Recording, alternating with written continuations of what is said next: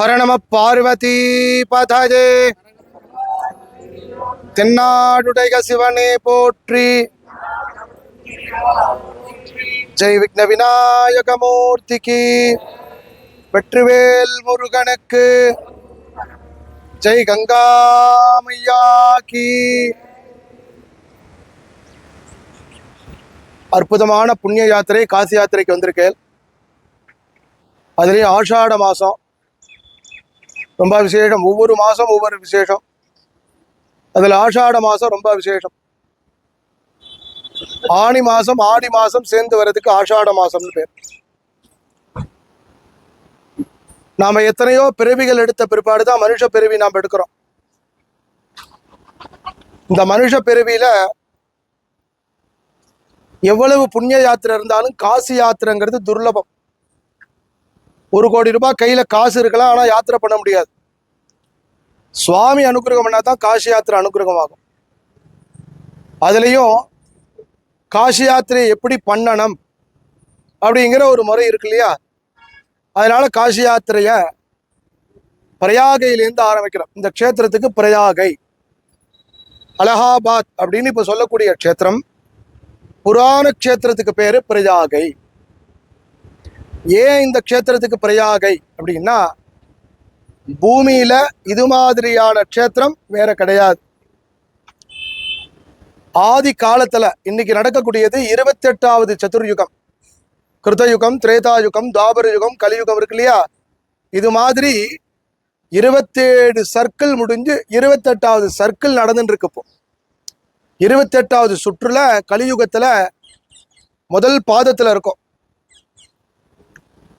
அப்படி முதல்ல லோகம் தோன்றின போது பிரம்மாவாகப்பட்ட விஷ்ணுட்ட போய் கேட்கிறாராம், எல்லாருக்கும் க்ஷேத்திரம் இருக்கு, எனக்கு க்ஷேத்திரம் இல்லையே அப்படின்னு. உடனே நீ போய் யஜ்ஞம் பண்ணு அப்படின்னா, அப்படி பிரம்மாவாகப்பட்டவர் ஒரு அடிக்கு ஒரு யஜ்ஞம் பண்ணாரா. அது இந்த ஊர். ஒரு அடிக்கு ஒரு யஜ்ஞம். அதனால இந்த ஊரே யஜ்ஞசாலை. அதுதான் யாகம், பிரயாகம். அப்படி பிரம்மாவினால பல கோடி யஜ்ஞங்கள் பண்ணப்பட்ட புண்ணிய பூமி இது. விஷ்ணு பிரம்ம பிரஜாபதி அப்படிங்கிற பிரம்மாவுக்கு அதிகாரம். அதனால கங்கா ஸ்நானம் காசி உள்ள போகணும்னா அதுக்கு ஒரு அதிகாரம் தரப்படக்கூடிய இடம் இந்த ஊர். காசியில போய் நாம பண்ணக்கூடிய கங்கா ஸ்நானம், பித்ரு யஜ்ஞம், தெய்வ தரிசனம், தேவத ஆராதனம், இதற்கெல்லாம் அங்கபூதமாக தான் இந்த க்ஷேத்திரம் இருக்கு. பிரயாகைங்கிற இந்த திவ்ய க்ஷேத்திரம். இந்த பிரயாகைங்கிற இந்த திவ்ய க்ஷேத்திரத்துல மனுஷனா பிறந்தவன் இந்த க்ஷேத்திரத்துல காலை வச்சுட்டான்னா அவனோட வம்சத்துல 10 தலைமுறை உத்தாரணம் அடைகிறான். அவ இங்க வந்து கங்கா ஸ்நானம் பண்றா பண்ணல, மற்ற காரியங்கள் அவளோடது. இந்த க்ஷேத்திரத்தினுடைய பிரவேசத்தினாலேயே அவ நல்கதி அடைகிறான். அம்மா, அப்பா, தாத்தா, பாட்டி, முத்தாத்தா, தசானாம் பூர்வேஷாம். அவா முக்தி அடைகிறதுல நமக்கு என்னப்பா பிரயோஜனம்?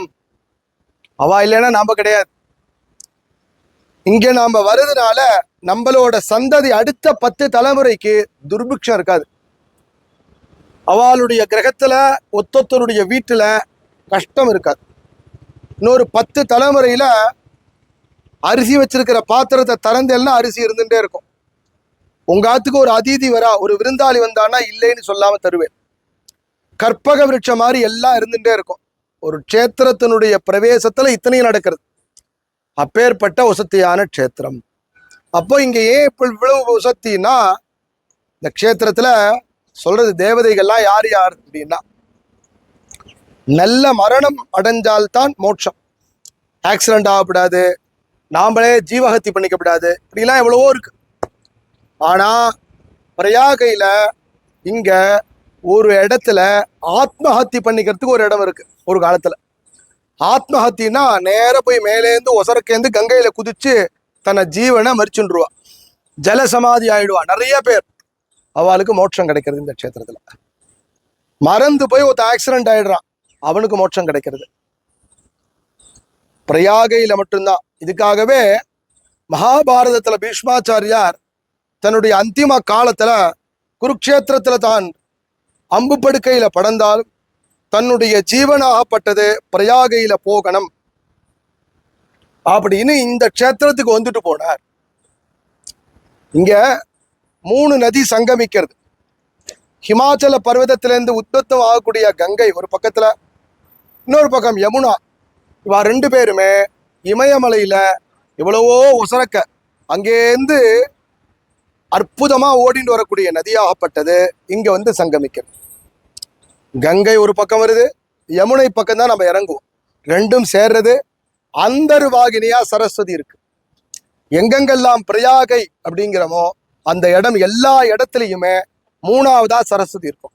இந்த ஊர்ல இதை பார்க்கறது அதை பார்க்கறது இல்லை, ஸ்நானம் பண்றதுக்காக ஒரு க்ஷேத்திரம். திரிவேணி ஸ்நானம் தான் இங்க ரொம்ப முக்கியம். திரிவேணியில போய் கங்கை யமுனை சரஸ்வதி சங்கமிக்கக்கூடிய இடத்துல ஸ்நானம் பண்றோம் பாருங்க, அதுதான் இங்க. அப்போ மனுஷனுக்கு என்னன்னா பிறக்கிறதே உனக்கு 3 கடன் வந்துடுறது.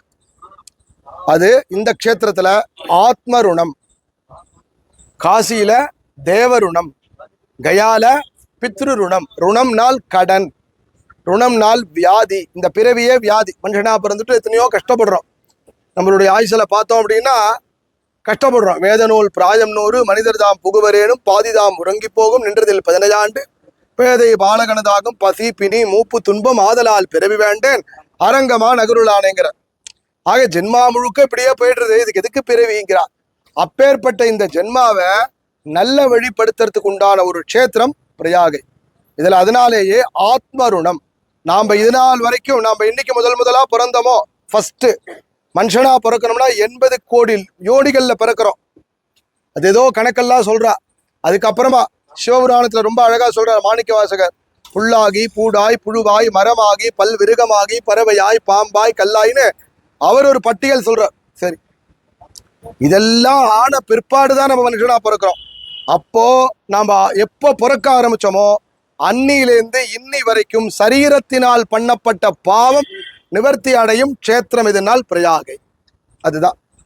அதனால இந்த திரிவேணி ஸ்நானம், இந்த திரிவேணிங்கிறது இது கும்பமேளா ஸ்தலம். அது என்ன கும்பமேளா ஸ்தலம்னா எல்லாம் அழிஞ்சிடும், ஆனால் 4 ஊர் அழியாது.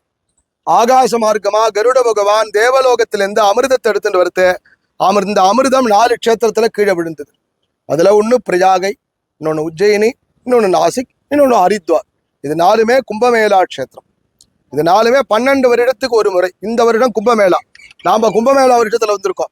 மாசி மாதம் கும்பமேளா, இந்த வருடம் கும்பமேளா தான். நமக்கு தமிழ் வருஷம் தான் நமக்கு கணக்கில் வச்சுக்கணும். அதனால நம்ம கும்பமேளா வருடத்துல வரும் அப்படிங்கிறது அது அதை விட பெரிய ஒரு சிறப்பு நமக்கு.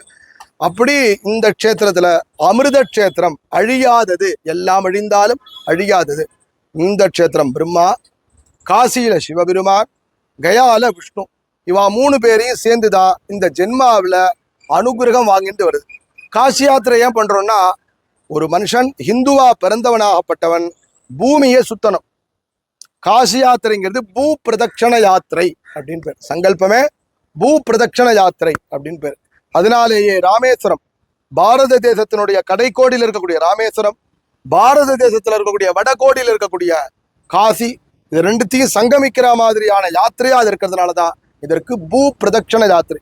பூ பிரதட்சண யாத்திரை பண்ணா என்ன ஆகுது அப்படின்னா, நாம திரிவேணியில ஸ்நானம் பண்ணினா உங்க வயசெல்லாம் 16ஆ மாறிடும். எல்லாரும் மாறிடுவேன். நீங்க கண்ணாடி எடுத்து பார்த்துக்கோங்க, முகம் மாறலே நினைக்க கூடாது. உள்ள இருக்கக்கூடிய ஆத்மா பிரகாசிக்கும். சரீரத்துல வேற ஒரு ஆற்றல் ஏற்படும். அவாத்துல சௌபாகியம் உண்டா. ஒரு முறை வந்தவா இருக்கா, 2 முறை வந்தவா இருக்கா, பல முறை வந்தவா இருக்கா.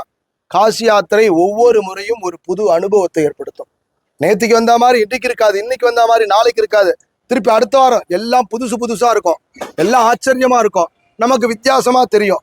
காரணம், நம்ம ஊர்ல கோவில் இருக்கு, இங்க க்ஷேத்திரமே கோவில். இங்கெல்லாம் இந்த ஊருக்கு பத்தியலா இந்த க்ஷேத்திரமே கோவில். அதனால இங்க நாம இங்க இருக்கக்கூடிய சம்பிரதாயம், பூஜை முறை எல்லாம் வித்தியாசமா இருக்கும். அதனால இங்க நமஸ்காரம் பண்ணிக்கணும், இங்க பூஜை பண்ணணும். அதே மாதிரி பிராமணன்ட்ட எதை கொடுத்தாலும் தானமா, வஸ்திரம் கொடு வாங்கிப்பா, காசை கொடு வாங்கிப்பா, வீடை கொடு வாங்கிப்பா, பசுவை கொடு வாங்கிப்பா. யாராவது லோகத்துல முடிய கொடுத்தா வாங்கிப்பாளா? இந்த ஊர்ல மட்டும்தான் வாங்கிப்போம். சரீரத்தில் இருக்கக்கூடிய ஆத்ம ருணமானது கணவன் மனைவி 2 பேரும் சேர்ந்து காசி யாத்திரை பண்றதே அவளுக்கு அது கிடைக்கிறது. அப்போ வேணி தானம் பண்றது உண்டு. வேணி தானம், முடி இருக்கு இல்லையா, நீங்க எல்லாம் பெண்கள் 3ஆ பிரிச்சு பின்றதே 2 தெரியும். ஒண்ணு எங்க, இன்னொன்னு இருக்கு தெரியலையே. திரிவேணி இது மாதிரிதான். அந்த சரஸ்வதி இதே ஹிமாச்சல பர்வதத்துல தான் உற்பத்தி ஆறா. ஹிமாச்சல பர்வதத்துல பத்ரிநாத்துக்கு மேல மானாக்கு பக்கத்துல அங்க சரஸ்வதி உற்பத்தியாகி அப்படியே மலையில போயிடுறான். அங்க மலையில போகக்கூடிய சரஸ்வதி ஆகப்பட்டவள் இங்க வெளிப்படுறான். நீங்க நல்லா கவனிக்கலாம். திரிவேணியில கொண்டு போய் இந்த முடியை கொண்டு போய் சேர்க்கறத, நதியில விட்டா முடி என்ன ஆகும், வேகமா போகும். ஆனா இது உள்ள வாங்கும். அப்ப அந்தர்வாகினியா சரஸ்வதி உள்ளுக்குள்ள இருக்காள். அப்பேற்பட்ட உத்தமமான ஒரு க்ஷேத்திரத்துக்கு வந்திருக்கேன். இந்த க்ஷேத்திரத்துல என்னென்னலாம் பண்ணணும், எப்படியெல்லாம் பண்ண போறோங்கிறத கேட்டுன்னு அழகா நம்மளுடைய காலை வேளையில் இருக்கக்கூடிய புண்ணிய யாத்திரையை அற்புதமா ஆரம்பிக்க போறோம். சுவாமியுடைய அனுகிரகம் அத்தனை பேருக்கும் உண்டாக்கி தருது. சுவாமியை பிரார்த்தனை பண்ணிப்போம். ஹர நம பார்வதி பதஜே. தென்னாடுடைய சிவனே போற்றி.